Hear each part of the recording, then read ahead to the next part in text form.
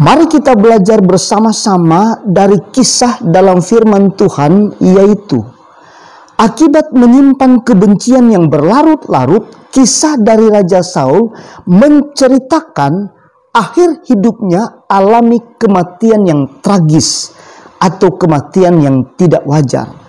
Padahal di awal-awal kehidupan dari Saul ini adalah pilihan Tuhan sendiri dan diurapi menjadi raja atas Israel.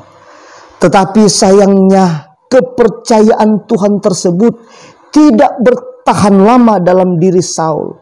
Sebab Saul ini mulai terbiasa melakukan kesalahan-kesalahan kecil sampai ia menyimpan kebencian terhadap Daud dan sampai mengejarnya untuk membunuh Daud.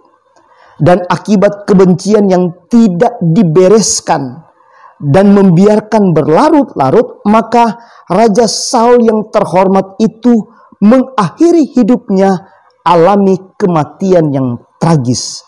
Mari kita baca dalam 1 Samuel pasal 31 ayat 4 dan 5. Lalu berkatalah Saul kepada pembawa senjatanya, "Hunuslah pedangmu dan tikamlah aku, supaya jangan datang orang-orang yang tidak bersunat ini menikam aku dan memperlakukan aku sebagai permainan."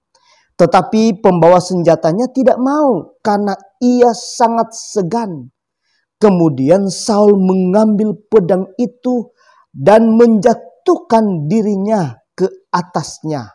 Dan ayat 5 berkata, ketika pembawa senjatanya melihat bahwa Saul telah mati, ia pun menjatuhkan dirinya ke atas pedangnya, lalu mati bersama-sama dengan Saul.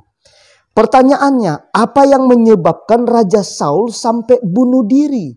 Kita akan baca di ayat 1 dan ayatnya yang kedua dalam 1 Samuel pasal 31. Sementara itu, orang Filistin berperang melawan orang Israel. Orang-orang Israel melarikan diri dari hadapan orang Filistin dan banyak yang mati terbunuh di pegunungan Gilboa.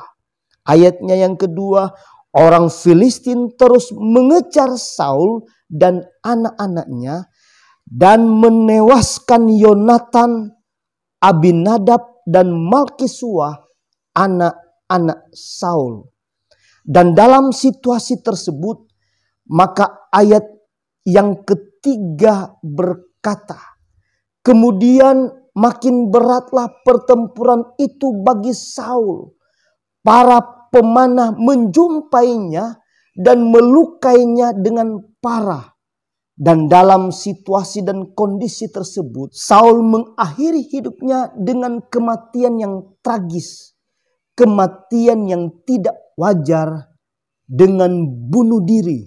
Dan sebagai pesan firman Tuhan hari ini, janganlah simpan kebencian kita sampai matahari terbenam.